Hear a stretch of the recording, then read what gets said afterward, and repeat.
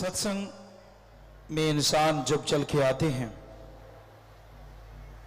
तो जन्मों जन्मों के पाप धुल जाया करते हैं। ऐसी समझ, ऐसी सोझी आती है जिस पे चलता हुआ इंसान दोनों जहां की खुशियों का हकदार बनता चला जाता है। परमपिता परमात्मा, वो भगवान, वो अल्लाह, वो राम कहां रहता है, किस रूप में रहता है, इसकी समझ धीरे धीरे इंसान को आनी शुरू हो जाती है। अपनी भावना को, अपनी श्रद्धा को जब आप बुलंदियों पे ले जाते हैं तो अंदर बाहर किसी तरह की मैल जो होती है वो साफ हो जाती है और परमपिता परमात्मा के ध्यान में ध्यान लगने लगता है। तो अपने विचारों का शुद्धिकरण करना, अपने आप को परमपिता परमात्मा के काबिल बनाना अगर आप चाहते हैं तो निरंतर सत्संग सुनो और अमल करो। सत्संग सुन के अमल करना अपने आप में बहुत बड़ी बात है। जो सुनते नहीं अमल क्या करेंगे, और जो अमल करते नहीं हासिल क्या करेंगे। सो सुनिए, फिर विचारिए और अमल कीजिए। यकीनन आपके भाग्य को आप खुद बदल सकते हैं। यूं ही नहीं कहा जाता कि सत्संग में आने से तकदीरें बदल जाती हैं। उसकी वजह यही होती है, सत्संग में संत ओम हरि अल्लाह वाहिगुरु राम का नाम बताते हैं। जो उसे सुन लेते हैं, सुन के फिर अमल करते हैं, वो आवागमन से आजाद तो होते ही हैं। जीते जी गम दुख दर्द चिंताएं उनको नहीं घेर सकती, उनसे भी वो आजाद हो जाते हैं। संग का रंग लाजमी चढ़ता है। जैसे भी लोगों के पास आप बैठेंगे, जैसी सोहबत करेंगे, उसका असर लाजमी आप पे होने वाला है। आज नहीं तो कल, कल नहीं तो परसों, देर सवेर वो असर आप पे होगा और आप मालिक की कृपा दृष्टि से दूर रहेंगे, अनजान रहेंगे। क्योंकि अगर नमक का संग सोहबत अगर कोई करता है तो हर चीज नमकमय हो जाती है। कहते हैं कोयले की खान में जाने से इंसान कालिक से नहीं बच सकता। खारे कुएं में कितना भी चीनी डाल दो वो मीठा नहीं होता। काग को कितना भी सफेदी से पूत दो वो पानी में से दूध या हरिरस नहीं नितार सकता, बल्कि वो कूड़े करकट पे जाके चोंच मारता है। सो इंसान की फितरत नहीं बदलती। जैसा करो संग वैसा चढ़े रंग।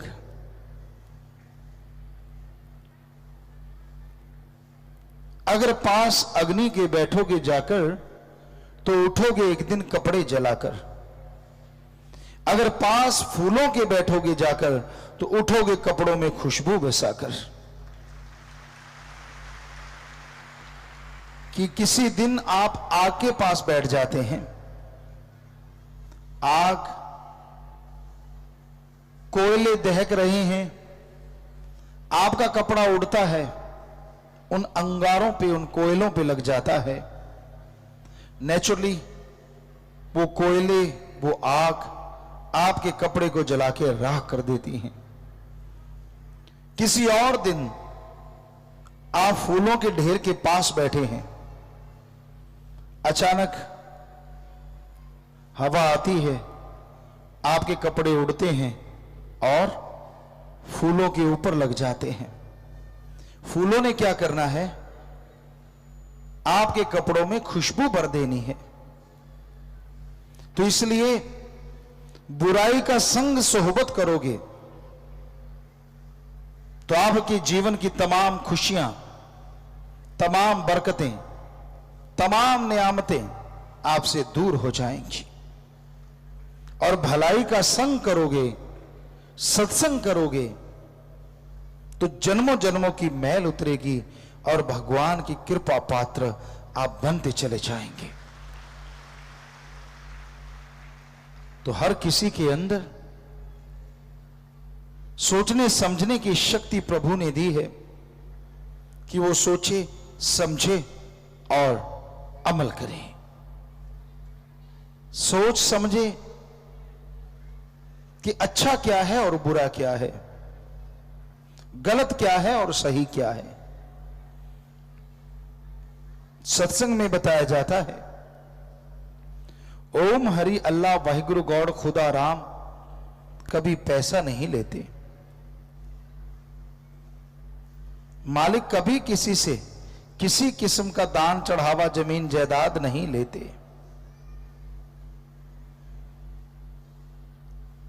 अगर कोई आपसे ओम हरि अल्लाह वाहिगुरु गौड़ के नाम के पैसा चाहता है तो आप समझ जाइए वो इंसान खुद गर्ज है, स्वार्थी है, उसे खुद को पैसा चाहिए।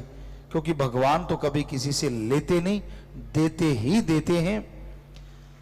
इतना देते हैं कि आदमी की झोलियां छोटी पड़ जाती हैं, पर उनकी कृपा दृष्टि बरसती चली जाती है, बरसती चली जाती है। तो अपनी भावना का शुद्धिकरण करना,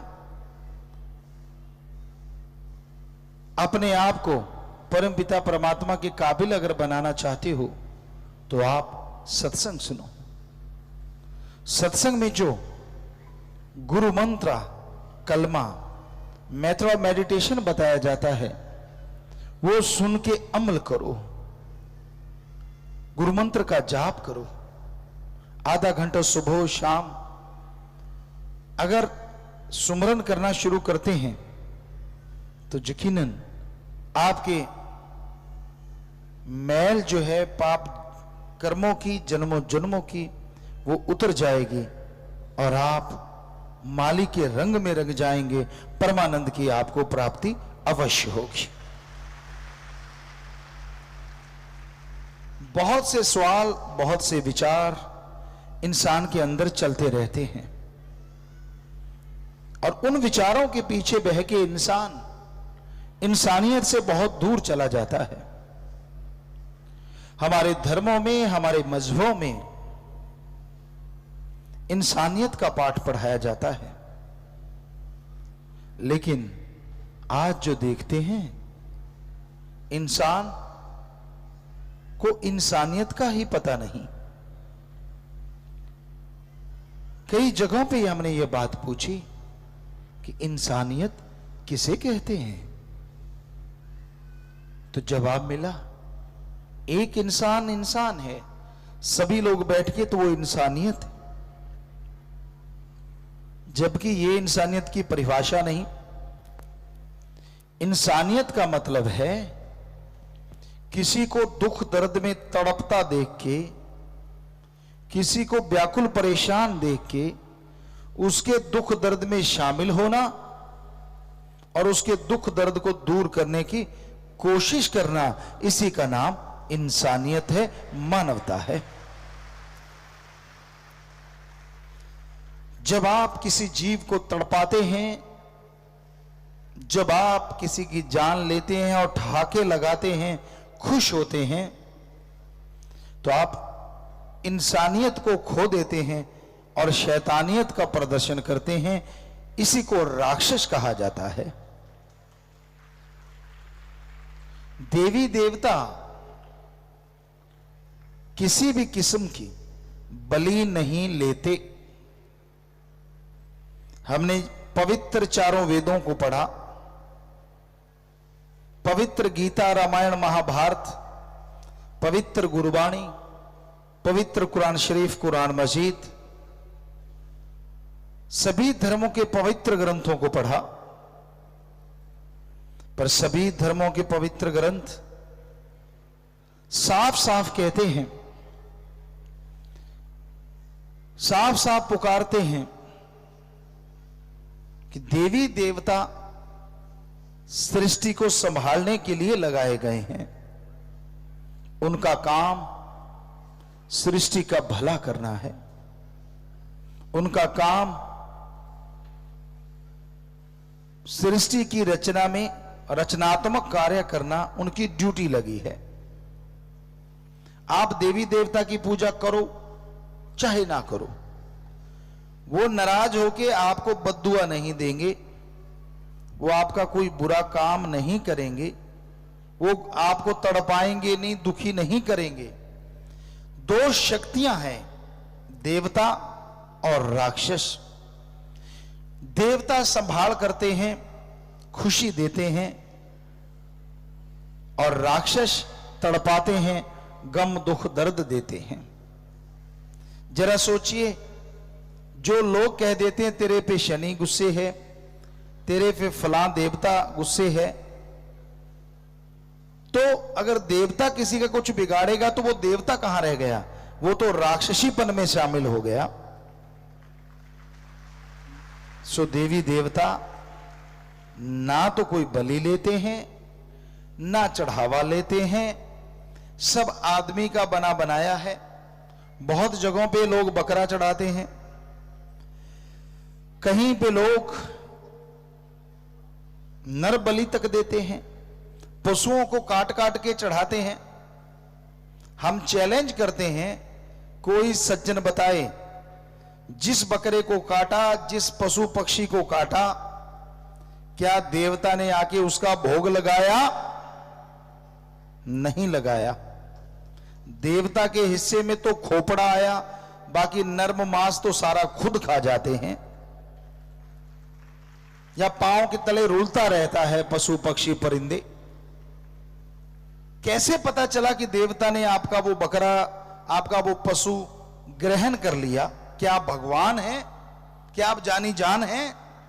अगर नहीं तो कौन सी निशानी आई जब आपने बलि दी और भगवान ने कबूल की हो, मंजूर की हो? बताइए क्या निशानी है आपके पास? ये सब झूठ फरेब है, ये सब इंसान की बनाई चीजें हैं। जब इंसान ऐसे पाप करता है तो उसको भोगने के लिए भी तैयार रहना चाहिए। कुदरत की ऐसे कहर आते हैं, ऐसी आपदा आती है कि सब कुछ धरा धराया रह जाता है और आदमी इस दुनिया से चल बसता है। प्रकृति से छेड़छाड़ ना करो।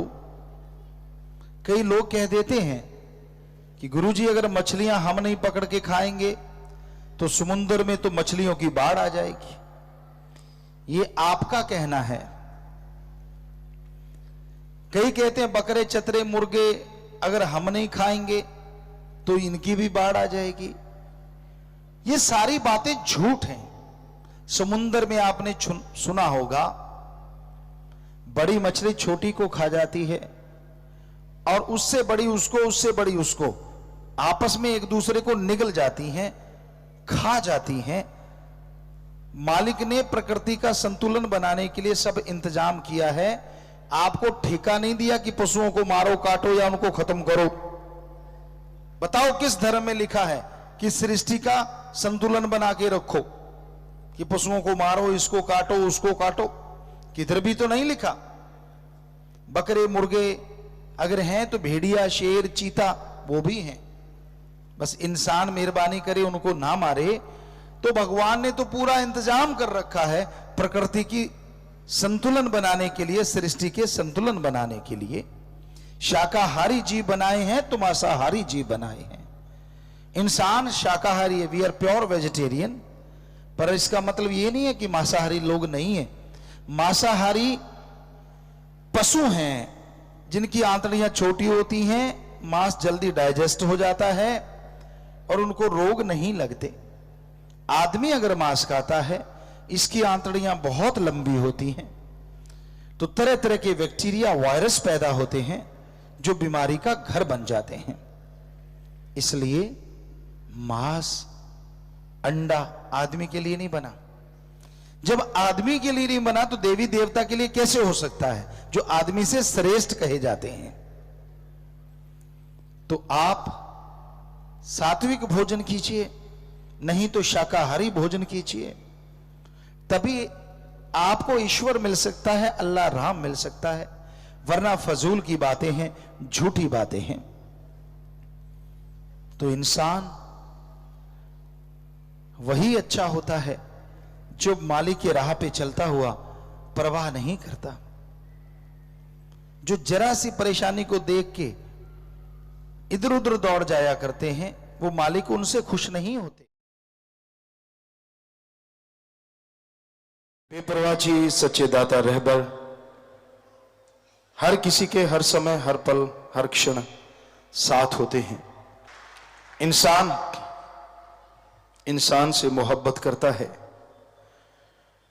तो पता नहीं जिंदगी में कितनी बार बिछोड़े पड़ते हैं और कितनी बार मिलाप होता है। पर इंसान जब अपने गुरु सदगुरु अल्लाह वाहिगुरु गॉड खुदा रब से मोहब्बत करता है, बस एक बार मोहब्बत करने की देर है, बिछोड़े का खात्मा हो जाता है। दोनों जहान में सदगुरु साथ हो जाता है। ये अलग बात होती है कि इंसान की नजर में अगर कोई कमी हो तो बिछोड़ा रहता है, नजर अगर सही हो तो कभी बिछोड़ा नहीं आता। तो ऐसा सदगुरु मौला हमें मिला, शाह सतनाम शाह मस्तान, जिनकी मोहब्बत, जिनका प्यार जिस भी जीव ने पा लिया है वो हमेशा उनके साथ हैं, थे, रहेंगे।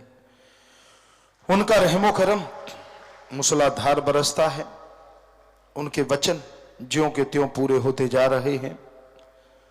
उनके वचन पूरी दुनिया में राम नाम की चर्चा होगी। चर्चा शुरू हो गई, पूरी दुनिया में ओम हरि अल्लाह वाहिगुरु गौड़ खुदा रब का लोग गुणगान गाएंगे। वो दिन भी एक दिन जरूर आएगा। वो विधि क्या बनाते हैं, तरीका कौन सा बनाते हैं, ये उनकी मर्जी है। पर इंसान अगर सत्य करके मानता जाए तो यकीन मानो उसे वो मिलता है जो उसने कभी कल्पना नहीं की होती। क्यों किंतु परंतु में जो उलझ जाया करते हैं वो अपने सदगुरु से, अल्लाह राम से दूर हो जाते हैं। हीरे लाल जवाहरात अपनी पॉकेट में होते हुए भी वो कंगाल रहते हैं। जो दृढ़ यकीन कर लेते हैं उनके लिए कौड़ियां भी हीरे लाल जवाहरात बन जाया करती हैं। तो ये रूहानियत, ये सूफियत सौदा ही कुछ ऐसा है। ये दृढ़ यकीन का सौदा है। दृढ़ यकीन जिनको होता है वो इस फानी दुनिया में और लासानी दुनिया में अल्लाह वाहिगुरु राम के दर्श दीदार के काबिल बने रहते हैं। विचार आपके कैसे हैं उन चक्रों में मत पड़ो। दृढ़ यकीन रखते हो तो एक दिन विचार बदल जाएंगे। दृढ़ यकीन रखते हो तो बुरे विचार आप पे हावी नहीं हो पाएंगे। दृढ़ यकीन रखते हो तो नरकों की दलदल में गिरने से सदगुरु मौला आगे खड़े होकर खुद बचाएंगे। इसलिए अहम, अति जरूरी रूहानियत का यही एक तरीका है कि अपने हौसले बुलंद रखो, दृढ़ यकीन रखो, सबसे बेगर्ज निस्वार्थ भावना से प्यार करो। आपको कोई गाली देता है, गलत बोलता है, आप अगर सुमन कर देते हो, यकीन मानो वो सारी गालियां उसी को लगेंगी, सारी बुराइयां वो अपने आप ले जाएगा, बल्कि आपकी बुराइयां भी उसके अंदर चली जाएंगी और आप पवित्र होकर मालिक के दर्श के काबिल बन जाएंगे। पर इस पांच तत्व के पुतले में इतनी सहन शक्ति होना बड़ा मुश्किल है। कोई आपको गाली देता है और आप सहन कर लें, बड़ा मुश्किल है। लेकिन अगर सुमरण करते हो, सेवा करते हो, भक्ति करते हो, उसी से सहन शक्ति आती है। फिर चाहे कुछ भी कहे, आपके ऊपर असर लेश मात्र नहीं होता। तो सेवा और सुमरन के पक्के बन जाओ। जब जब इंसान सुमरन करता है, जब जब भक्ति इबादत करता है, तो उस पर असर लाजमी होता है। दृढ़ यकीन सतगुरु मौला जो करते हैं उन्हें कभी कोई कमी नहीं आती। साईं मस्ताना जी दाता रहबर ने बेइंतहा वचन किए, शास्त्र नाम जी दाता रहबर ने बेइंतहा वचन किए, करवा रहे हैं और वो ज्यों के त्यों आज पूरे हो रहे हैं। हम तो खाक हैं, चौकीदार हैं, सेवादार हैं, हम में ऐसा कुछ नहीं, लेकिन उनके रहमो करम, उनके वचनों से सब कुछ है। हम अभी बाहर गए, यहां भी जाते थे, पूरी दुनिया के लोग मिले और लोग खड़े हो जाते थे, पूछते थे ये कौन है। बहुत लोग एक ही नाम से जानते थे, वो नाम परम पिता जी ने बोला था, हम थे, हम हैं, हम ही रहेंगे। किसी के समझ में ये चीज नहीं आई और इसका मतलब बन गया MS। और आज कोई हमें किसी एक नाम से नहीं बुलाता। जो सतगुरु मौला ने लोगों को होता है यार कब वचन पूरे होंगे, परम पिता ने कह दिया हम थे, हम हैं, हम रहेंगे, ये पता नहीं कब। अब तो मान गए, आपके सामने पूरे हो रहे हैं। हमारे साथ जो सज्जन से उनसे पूछ लेना, हम आपको अपनी बात सुनाते। हमारे कानों में पड़ता था, हम निकल जाते थे और वो एकदम ब्रेक लगते थे, घूमते थे और आवाज आती थी यार ये MS जी तो नहीं। तो वो अपना काम छोड़ के पीछे चल पड़ते थे और आगे आके मुंह देख के पूछते थे आप MS जी? मैंने कहा हाँ जी। तो मतलब एक देश नहीं, पूरी दुनिया के लोग मिले और उनका सबका ये बात थी। तो साईं जी ने जो वचन किए थे कि पूरी दुनिया में लोग जानने लगेंगे, तो क्या ये सच नहीं? कब के वचन हुए? तब वो बागड़ी लोग कहा करते थे बाबा माने तो आदमी अटे को नहीं दिखे है, टीबड़ा ही टीबड़ा पड़े है। उनको कैसे यकीन आता होगा कि साईं मस्ताना जी कह रहे हैं पूरी दुनिया में लोग जानेंगे। फिर बोला कि पूरी दुनिया में नाम जपेंगे तभी एक झंडा होगा। झंडे का मतलब एक राम, अल्लाह, वाहिगुरु, गॉड, खुदा, ईश्वर, उसका झंडा, किसी धर्म जात मजहब का नहीं। तो अब जानने वाली बात, वचन तो उनके पूरे हो गए, तो क्या आप ये मानेंगे या नहीं मानेंगे वो आपकी मर्जी। कि क्या उनका कोई वचन झूठा हो सकता है? नहीं होता, कभी नहीं। हम आपको दावे से छाती ठोक के कहने सच था, सच है, सच ही रहेंगे। और वो वहां इस तरह से पूरे होते देखे।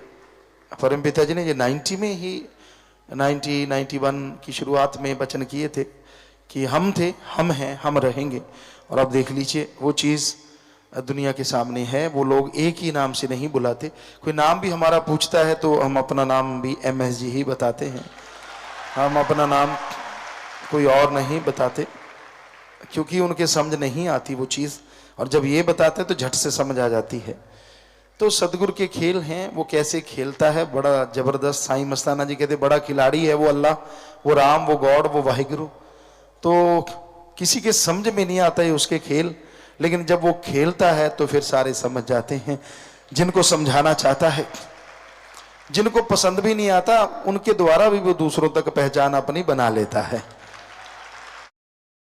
और उनको खुद ही पता नहीं चलता कि हम यार कर क्या रहे हैं। हम इनको नाम को रोक रहे हैं या नाम दुनिया तक पहुंचा रहे हैं। किसी की समझ नहीं आती उस खिलाड़ी के खेल। जबरदस्त है उसके खेल, जबरदस्त है वो अल्लाह, वाहिगुरु, गॉड, खुदा, सतगुरु मौला। तो आप खुद सोचिए, अपने आप को अभाग्यशाली क्यों कहते हो? अपने आप को निकम्मा क्यों कहते हो? अपने आप को घटिया क्यों कहते हो? अपने आप को नाचीज क्यों कहते हो? अपने आप को लानत क्यों डालते हो? ठीक है, आपसे बुरे कर्म हुए हैं, तौबा कर लो। ऐसा सदगुरु मौला शाह सतनाम शाह मस्तान मिला है, जो मस्ताना जी कहा करते थे जिसके लिए दुनिया सिमरण किया करती थी, वो सदगुरु मौला आपको मिला। सो और क्या चाहिए और क्या चाहते हैं आप? तो हमें नहीं लगता कि और कोई चाहत होगी इंसान की जिसको पूरा पीर फकीर मिल जाए। और वो हमें सबको मिला, शाह सतनाम शाह मस्तान, क्योंकि वो ही हैं, हमेशा रहेंगे उनके वचन। तो अपने आप को भाग्यशाली समझिए। अपने मन पे लांत जरूर डालिए, लेकिन सिर्फ लांतें डालते ना रह जाओ, बल्कि ये कहो कि मेरा सतगुरु मौला डाडा है, हे मन जालिम तुझे रगड़ के रख देंगे। इतना जोश पैदा करो, इतनी हिम्मत अपने अंदर बना के रखो कभी मन के कहे चलना ही नहीं, और सिर्फ पीर फकीर जो कहे उसके अकॉर्डिंग चलो। हमें लगता नहीं कि आने वाले समय में आपको कोई कमी आएगी। कमी तो आज भी नहीं, पर आने वाला टाइम में पता नहीं आपको क्या मालिक बख्शेंगे, ये तो वो जाने, पर बख्शेंगे जरूर।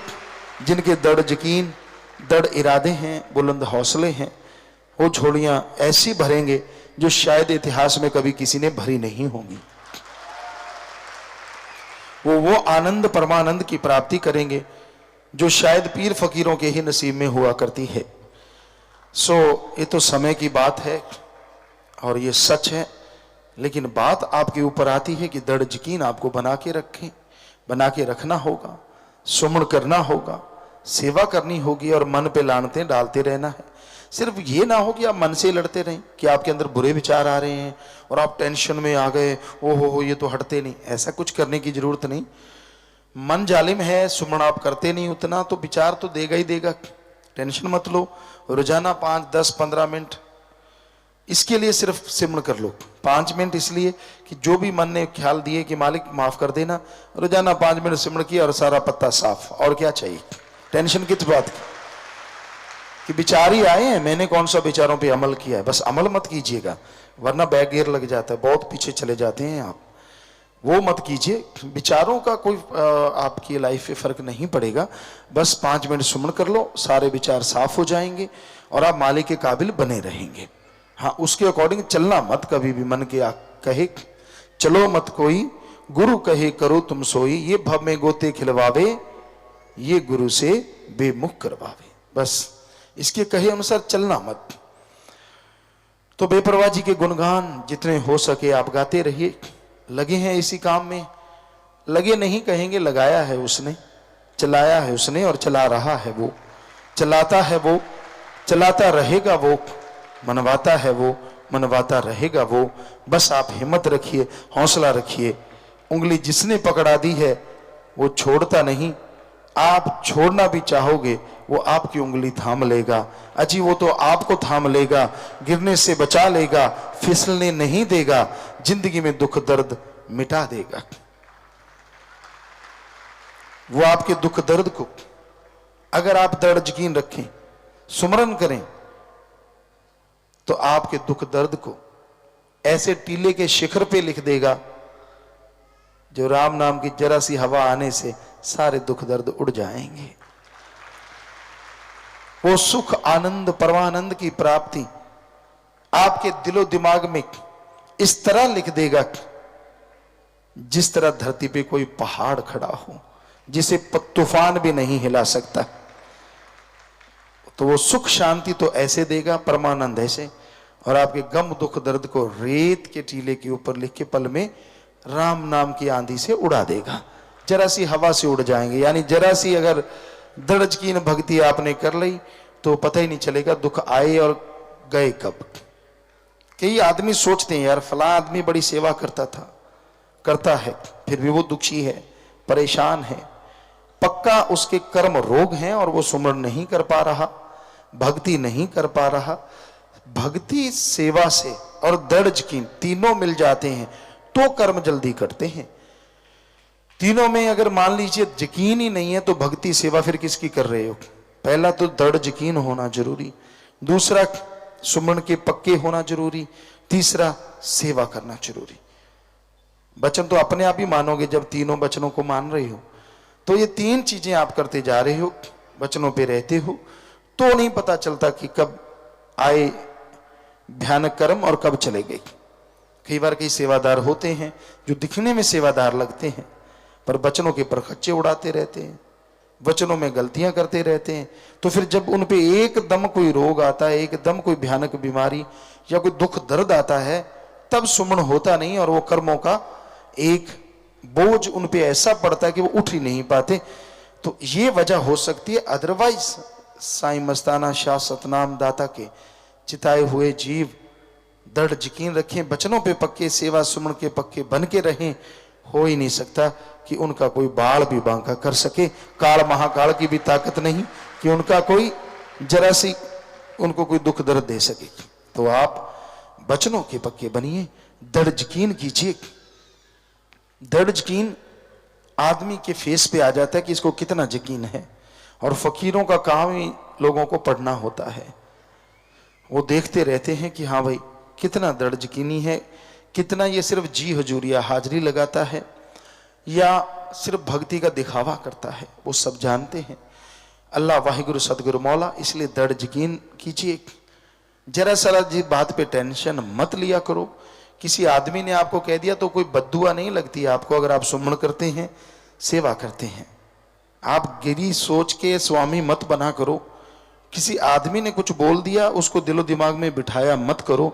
आदमी सिर्फ आदमी है, वो कुछ भी कह सकता है, क्योंकि हर किसी के अंदर मन बैठा है।